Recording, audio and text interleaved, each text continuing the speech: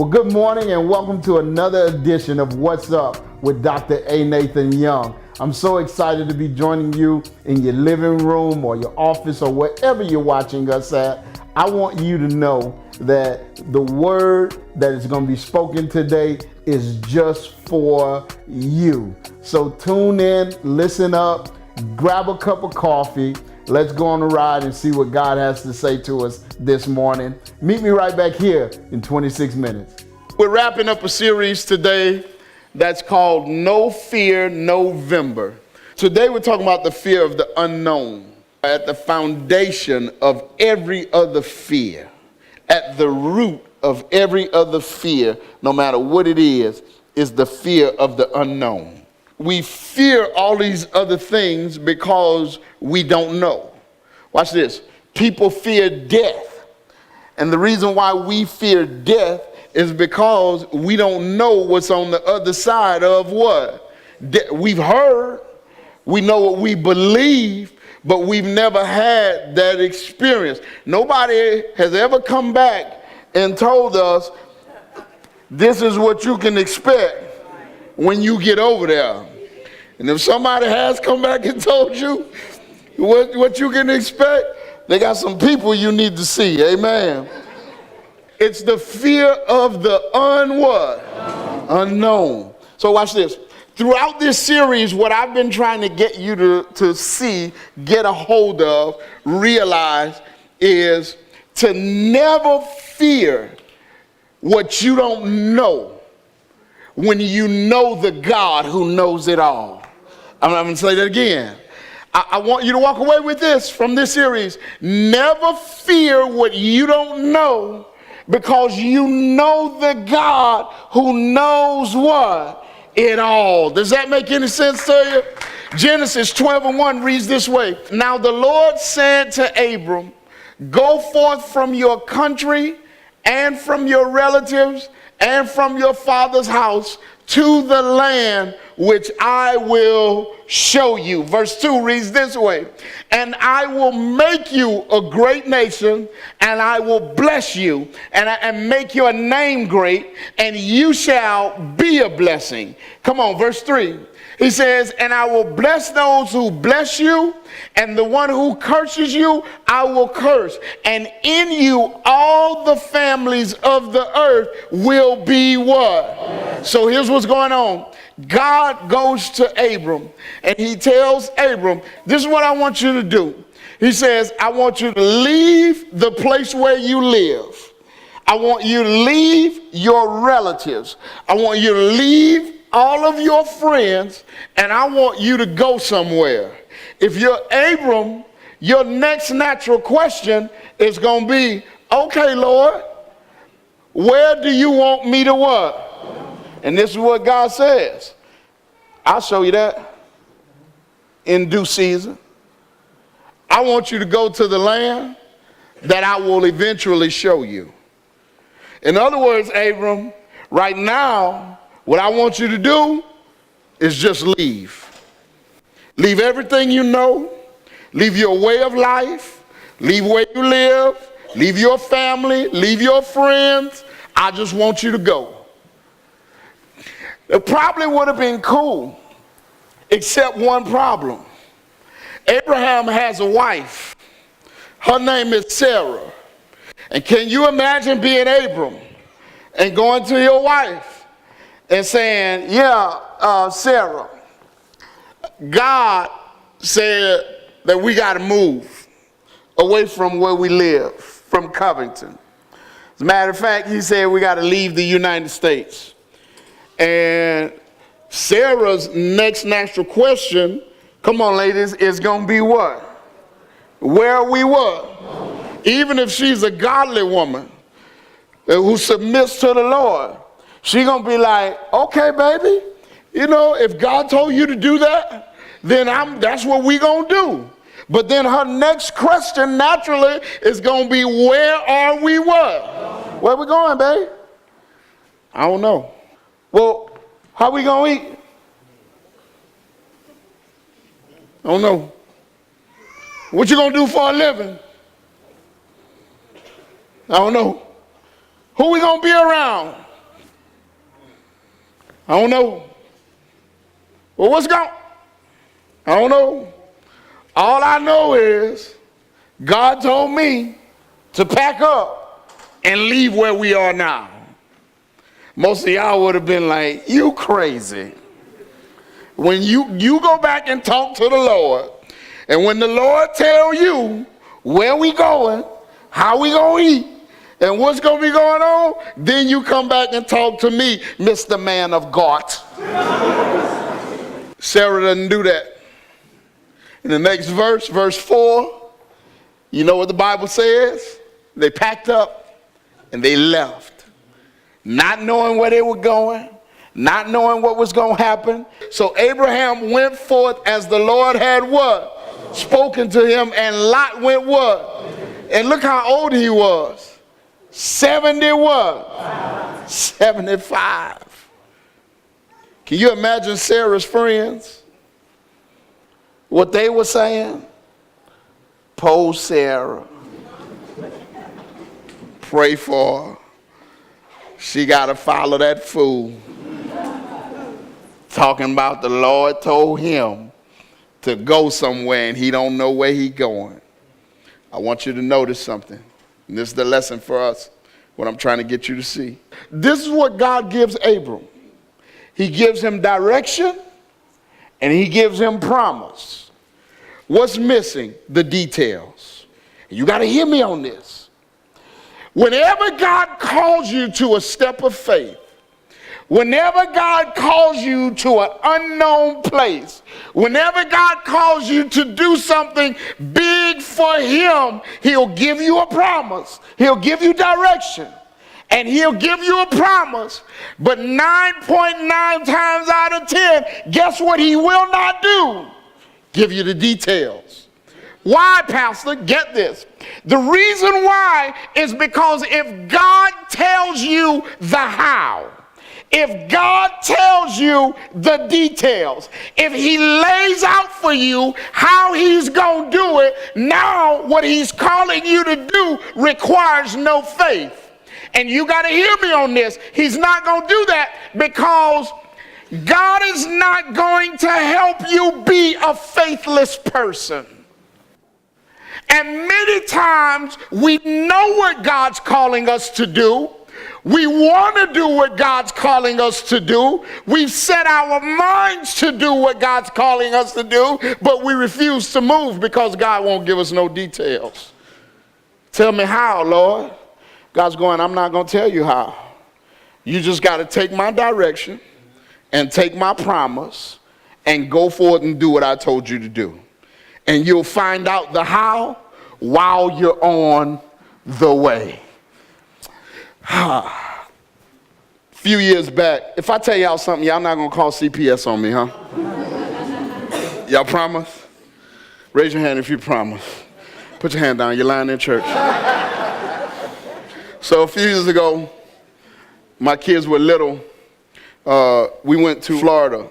We went to Universal Studios and Animal Kingdom. Thank you.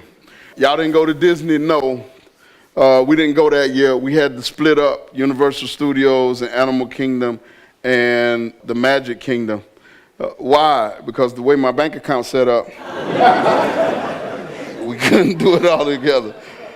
So one of my jobs I view as my role as a father is to help my kids be all that they can be. Like my goal as a father has always been that my kids will know like that they can do anything that they put their minds to. Like one of the things in my rules in my house was don't never tell daddy you can't do something.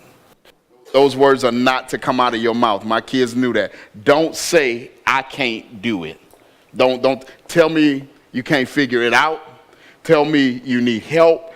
Tell me that it's tough. Tell me whatever. But the last thing, my kids knew, the last thing you wanted to say in my house is, I can't do it. Because for me, I can't do it as a mindset. I'm having difficulty as a problem. I can't do it as a mindset, and we don't allow that. So I always wanted to help them like overcome their fears and like realize they can do anything. So we're on the way, and one of my kids don't like roller coasters. And this kid is about, at the time, 7 or 8 years old. And we're on the way down there, and as his dad, I made up in my mind, you know what? I'm going to help you get over your fear of roller coasters while we're on this trip. So on the way, I'm like prepping him, trying to get him ready to ride the roller coaster. And I said, okay, so it's going to be cool. You're going to ride a roller coaster. And he was like, no, I'm not riding the roller coaster. And I'm like, yeah, it's going to be cool. You're going to ride the roller coaster. I rode a roller coaster before. I'm fine. I love them. Your mama rode Joyce, you rode a roller coaster. I rode a do you like them? She said, I love them. I'm fine. You rode a roller coaster, other sibling? Yeah, I love them. I'm fine. He's like, I don't care what y'all do. I'm not riding a roller coaster. I made up into my mind he was getting on the roller coaster. So we get there and we walk up and, you know, we're going and everybody's getting on the roller coaster. He refused to get on. And finally I said, you know what? Enough of this. Come on, bro. We're going to get on this roller coaster. He was like, no, we not. You getting on. I ain't getting on. I made up in my mind he was getting on. So I grabbed him by the hand and we walked over to the line. Immediately he starts crying. I don't want to get on. So now we got people looking at us. I'm looking like the abusive parent. But I don't care. We getting on this roller coaster. And for 30, 40 minutes, however long it took to get through that line, he cried all the way through the line. And all the way through the line, I ignored the fact that he was crying. I was like, you getting on this roller coaster. We got on the roller coaster in the cart. It didn't get better. It got worse. He started screaming, ah! I don't want to get on. Dude would not start the roller coaster. He finally said, sir, are you sure? I looked at my son. I said, shut up. You better shut up. You better straighten it up right now, or I swear I'm going to pull you out this road. If we get out this roller coaster, I'm going to deal with you. You better stop it. So he shut it down. Scared to death. Watch what happened. The roller coaster starts. He's crying. At some point during the ride, I look over, and he's still got tears coming down. But while he's got tears coming down, guess what else he's doing? He's laughing at the same time. So he's enjoying this ride. And I'm like, yes, I helped him. It's good. He's good. Enjoy the ride. Get off. He get off. He kind of, you know how you cry and laugh at the same time? That's what he doing. He crying and he laughing. I said, that was fun, wasn't it? He said, yes, sir. I said, you want to get on another one? He said, nope. Ain't happening. Listen. Your dad is trying to get you on a ride. For some of us, it's a relationship ride. For others of us, it's a tithing ride.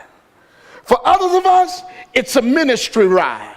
For others of us, it's a serving ride. For some of us, it's a career ride. He's calling you to a ride.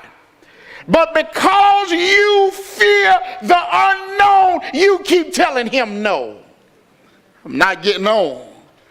Unless you tell me this or you tell me that. Unless you tell me this or you tell me that. Listen, you're never going to know what it's like unless you make up in your mind, I'm stepping on the ride. And until you get on the ride, you will never know what it's like. Listen to me, and you will always cheat yourself and rob yourself out of God's best for your life. Well, Pastor, let me ask you this. How in the world can we get to a place where we're no longer scared to step on the ride? Well, understand this. The reason why most of us are scared, fear the unknown, is because we got too much self-confidence. We got too much what? Self-confidence. But I've always been told to be confident in myself. And you just told us a story of how you taught your kids to be. But listen. There's a fine line, a thin line between self-confidence and arrogance. There's a fine line between self-confidence and pride. What's the difference, Pastor? Self-confidence is when I know who I am and whose I am. It's when I know the gifting and the ability that God's given me. And I know that there's nothing that the enemy can do about it, and I walk in there. Get this. Arrogance and pride is when I think that the ability that I have and what I have comes from me as opposed to the God I serve.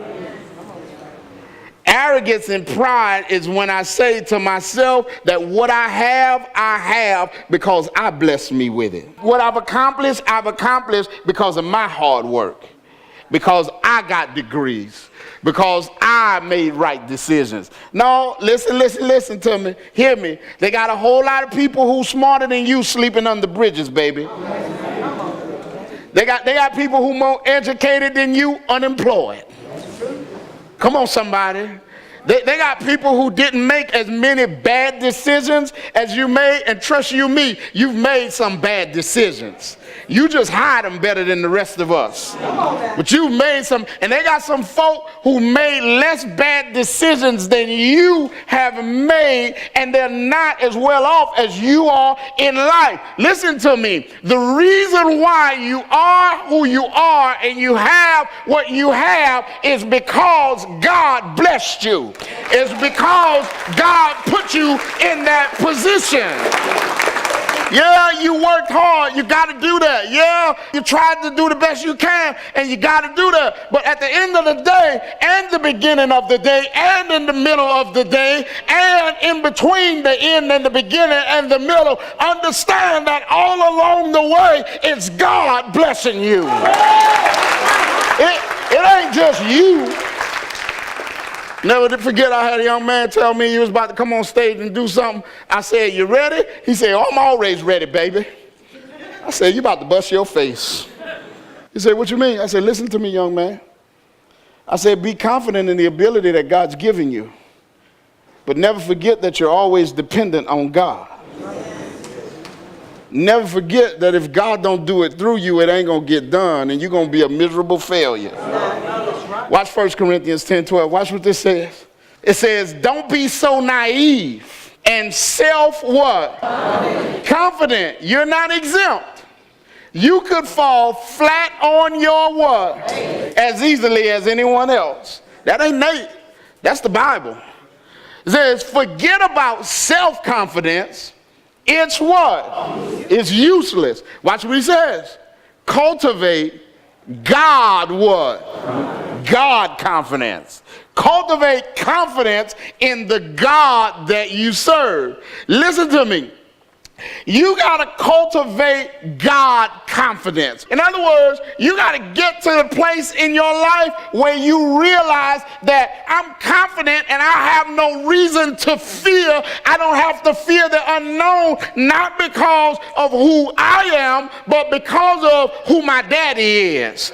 Can I tell you something? When I took my son on that roller coaster, it was really messing with my mind, because in my mind, I'm going, don't he know that I love him? And don't he know that I would never do anything to hurt him? And doesn't he know that I would never put him in a position where his life was at jeopardy or where his safety was in question? He should have that much confidence in me as his father to know that he can relax and chill no matter where we go, because as long as I'm with him, he's going to be all right. God in heaven is looking down at some of us, and you know what he's saying? Don't she know I love her? Don't he know I care about him? Don't they know that I would never do anything to hurt him? So no matter what I call them to, no matter what I ask them to do, not only is everything going to be all right, but they're going to be blessed, not because of them, but because of the good daddy that I am. And that's where we get messed up, because we believe the lie that says God ain't always on our side. We bought into this false ideology that says if you mess up too bad, if you do the wrong thing, if your problem is because you caused it, then God ain't on your side no more. No, listen. God don't like your sin, but he always loved the sinner. Let me say that again. He don't like your sin, and he ain't going to co-sign your wrongdoing. But don't you let the enemy fool you into believing that because of your sin, he don't like you no more. Because nothing could be further from the truth. You raise your hand in here if you heard of Jeffrey Dahmer. Y'all remember Jeffrey Dahmer? Who was Jeffrey Dahmer? Come on, who was he?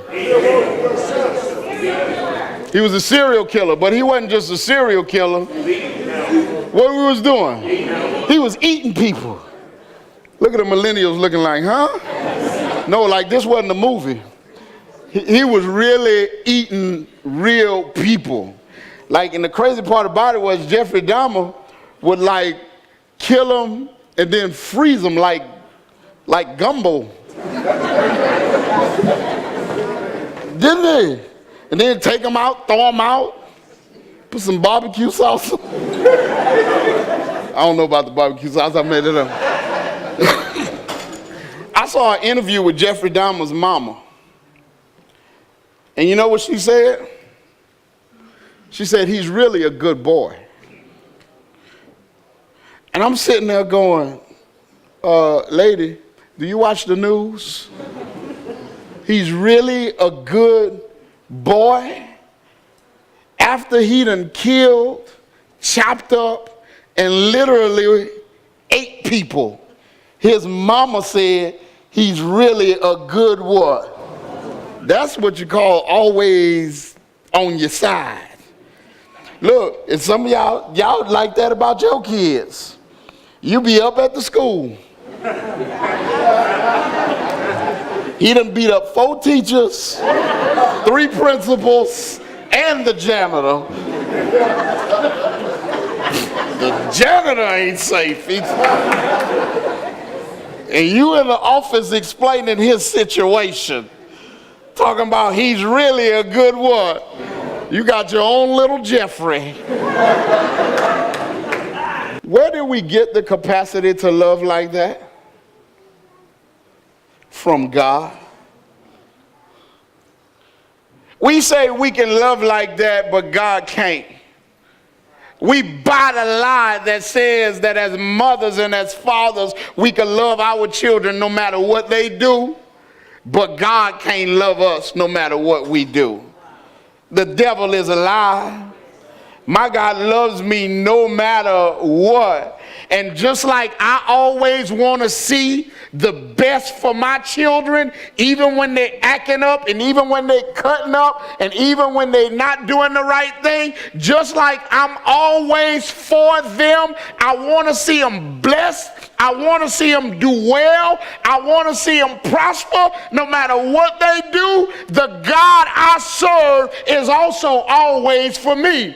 And no matter what I do, he's always for me. No matter what happens in my life, he's always for me. So I don't have to fear the unknown about my marriage, because I know that regardless of the beginning of the problems in my marriage, even if it's because of me, God is for me.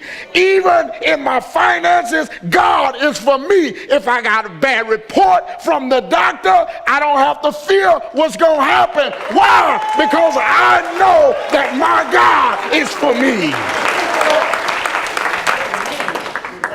Hebrews 13:5, and I'm going. Watch what it says. Make sure that your character is free from the love of what? Money. Being content with what you what?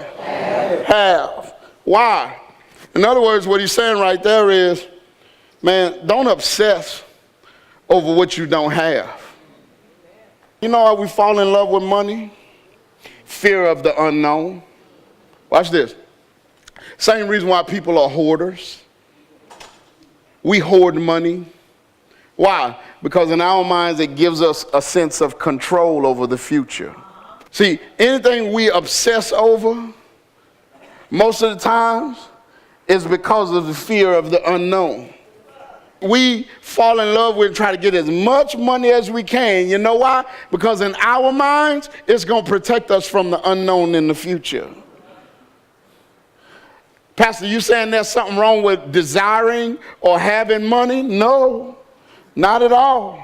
If you don't want yours, I take it. It's when we obsess over it. Watch this. It's no different from the person who obsesses over their health. Take care of yourself. Take care of your body. But just remember, don't obsess over it. They got as many skinny graves as they got fat ones. It's not a guarantee. It doesn't give you control over the unknown. For some of us, that's the reason why relationships don't work out. Because we obsess over our rules in relationships. And if you don't meet my rules, why are we obsessive about it? Because you're trying to control the unknown. You're trying to have a relationship without risk. And there's no such thing. And what's happening is you cutting yourself off from the opportunity to have meaningful relationships because you don't want to take the risk because of your fear of the unknown. I don't know if they're going to hurt me. I don't know if they're going to cut you. Let me help you out. They're going to hurt you. They're going to cut you. They're going to let you down. How you know, Pastor? Because there's no such thing as a relationship where the person in it don't let you down. Ask anybody who been married for a minute. You can't control the unknown. But watch this. You don't have to. Here's why. You can be content. How do I become content, Pastor? Because he himself has said, I will never desert you, and nor will I forsake you. So that we, what's that next word? Confidently say, the Lord is my what? He's my helper. What does that mean, Pastor? That means that no matter what the unknown has for me, no matter what the future holds for me, I don't have to be afraid. Why? Because my God can do what no amount of money can do for me. And no matter what situation I find myself in, God is my helper. If my marriage is on the rocks, I got a helper. If I'm having financial trouble, I got a helper. If I find sickness in my body, I can be content. Why? Because I got a helper who's helping me through it all. Watch what he says. So I will not be what? I ain't gonna be scared. I don't have to be afraid. Why? Because man can't do me anything. Why? Because God is my what? I don't have to fear the unknown. I don't have to be afraid of what's going to happen or what's not going to happen or any of that. I can be content and just do what he tells me to do and rest in his promises. Because he always for me. And he always is going to be there to help me.